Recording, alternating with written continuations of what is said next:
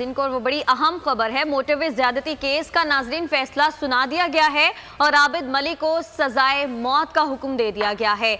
Motorway ज्यादती case का फैसला आज आ गया है। सितंबर 2020 में ये वाकया पेश आया था और उस वक्त एक खातून जो कि मोटरवे पर अपने बच्चों के साथ जा रही थी, गाड़ी में पेट्रोल खत्म हो गया था, उसके बाद उनकी गाड़ी रुक गई और उनको इज्तमाई ज्यादती का निशाना बनाया गया था, उनके बच्चों के सामने उनका रेप किया गया था। उसके बाद ये केस काफ़ी हाई प्रोफाइल केस बन गया था क्योंकि सोशल मीडिया के ऊपर भी लोगों ने बहुत ज़्यादा मजम्मत की। उसके बाद ये जब केस चला तो मुल्जिम आबिद मलिक बहुत मुश्किल से पकड़ा गया था और अब इस केस का इंसदाद दहशतगर्दी अदालत ने फैसला सुना दिया है।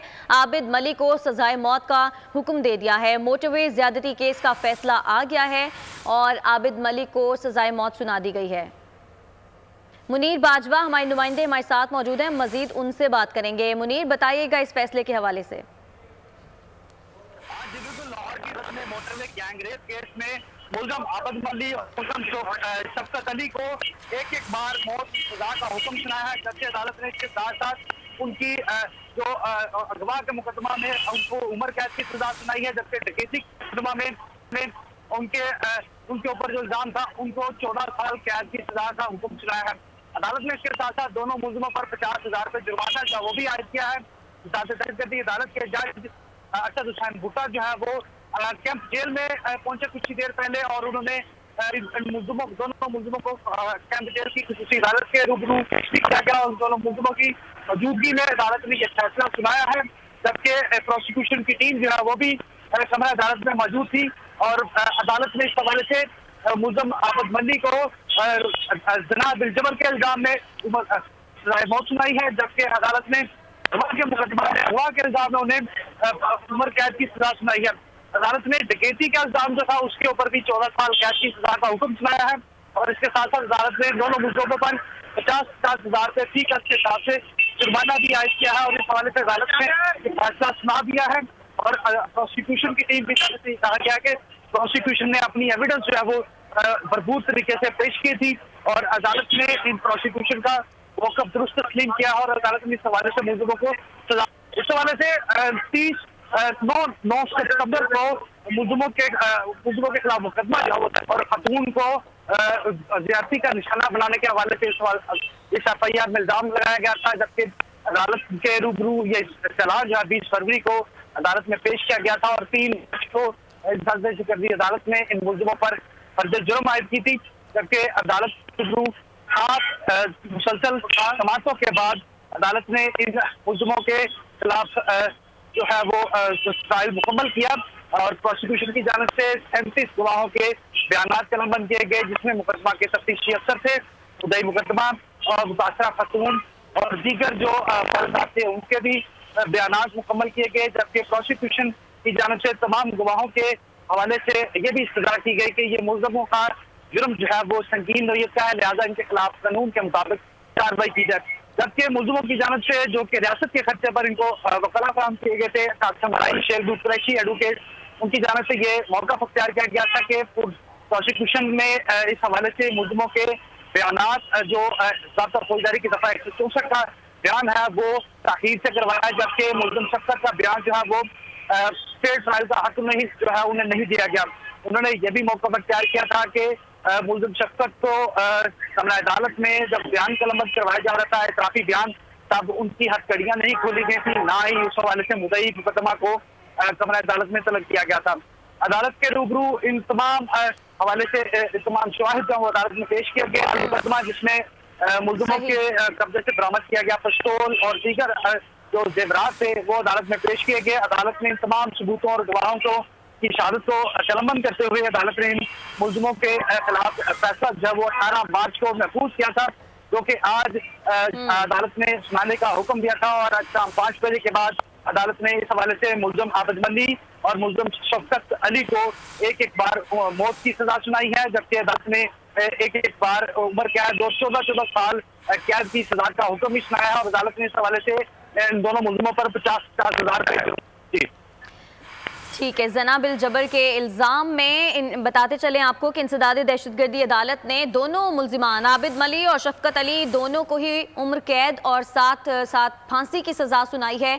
मोटरवे ज़्यादती केस का फैसला आज आ गया है और दोनों मुल्जिमान को 50-50 हज़ार रुपये जुर्माना भी अदा करने का कहा गया है और इसके अलावा इनको उम्र कैद 14 साल यानी कि इसके अलावा इनको फांसी की भी सज़ा का हुक्म सुनाया गया है। लाहौर की इंसदादी दहशतगर्दी अदालत ने मोटरवे ज़्यादती केस का फैसला आज सुना दिया है। इंसदादी दहशतगर्दी की अदालत ने फरीकैन के दलाइल मुकम्मल होने के बाद आज मोटरवे ज़्यादती केस का फैसला सुना दिया है। 18 मार्च को यह फैसला महफूज किया गया था जो कि आज सुनाया गया है। इंसदादी दहशतगर्दी अदालत के जज अरशद हुसैन भुट्टा ने कैंप जेल लाहौर में ज़्यादती केस का फैसला सुना दिया है। इस केस के चालान में कुल 35 गवाहों के बयानात शामिल किए गए थे। 200 सफ़ात पर मुश्तमिल चालान चंद रोज कबल पेश किया गया था। मोटरवे ज़्यादती केस का फैसला गया है और इबरतनाक सज़ा इनको दी गई है। जना बिल जबर के इल्ज़ाम में दोनों मुल्जिमान शफकत अली और आबिद मली दोनों को ही उम्र कैद और फांसी की सज़ा सुनाई गई है। 9 सितंबर 2020 को ये वाक़या पेश आया था। लाहौर का इलाका गुजरपुरा मोटरवे पर खातून को इज्तमाई ज़्यादती का निशाना बनाया गया था और जो FIR दर्ज हुई उसके मुताबिक गुजरावाला से ताल्लुक़ रखती थी ये खातून और रात के तकरीबन 1:30 बजे वो अपनी कार में अपने 2 बच्चों के साथ जा रही थी कि गाड़ी का पेट्रोल ख़त्म हो गया। उनकी गाड़ी वहां रुक गई। उन्होंने मोटरवे की हेल्पलाइन के ऊपर भी कॉल की लेकिन कोई जवाब मौसूल नहीं हुआ। वो वहां पर इंतज़ार कर रही थी जब ये बल्कि मुजरिम शफकत अली और आबिद मली वहां पर पहुंचे और खातून को उसके बच्चों के सामने ज़्यादती का निशाना बनाया गया। मोटरवे पर गाड़ी रोक कर खातून अपने शौहर का इंतजार कर रही थी। उसने अपने रिश्तेदारों को भी फ़ोन किया। रिश्तेदारों ने मोटरवे पुलिस को भी फ़ोन करने का कहा लेकिन गाड़ी बंद थी और वहां पर ये लोग पहुंचे और उन्होंने बच्चों के सामने उस खातून को ज़्यादती का निशाना बनाया। आज वो मुजरिम अपने अंजाम को पहुंच गए हैं। मोटरवे ज़्यादती केस का फैसला आ गया है। लकारी साहब, यही फैसला मुतवक्के था? मुझे अभी वाज़ेह नहीं है कि शफकत को भी सज़ाए मौत सुनाई गई है या सिर्फ दोनों को सज़ाए मौत सुनाई गई है। इसके अलावा इनको 14 साल की सज़ा सुनाई गई है। ये मेरे ख्याल में ये मुतवक्के फ़ैसला था और जो पुलिस ने कमज़ोरियाँ छोड़ी हैं उसकी निशानदेही हुई है कि दफ़ा 164 का बयान जो होता है वो आज़ादाना विल के साथ होता है कि अपनी मर्ज़ी से अपनी मंशा से किसी जबर के बगैर ही कोई शख्स जो है वो अपना एतराफ़ जुर्म करता है तो उसके बाद अदालती कार्रवाई आगे बढ़ती है। जो उठाया गया सवाल के जनाब उसको हथकड़ी लगी हुई थी तो ये पुलिस इस तरह की बाज़ चीज़ें छोड़ देती है रियायत देने के लिए मुजरिमों को ताकि वह बाद में उनके इशू बने और कोर्ट के सामने जब मामला जाए। मुझे अब भी ये है कि मैं दुआगो हूँ कि सुपीरियर जुडिशरी में ये मामला जब जाए तो वहाँ भी इंसाफ का बोलबाला हो।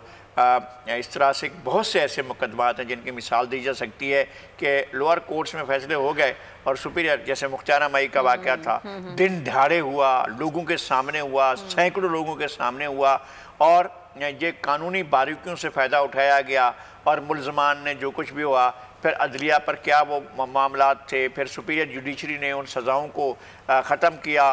बल्कि आला तरीन अदालत में जब मामला गया तब भी मुख्तारा मई वैसी की वैसी रही और उसको इंसाफ नहीं मिल सका था। तो इसी तरह से अल्लाह करे कि ये इन चीज़ों को ज़रूर पेश नज़र रखा जाए।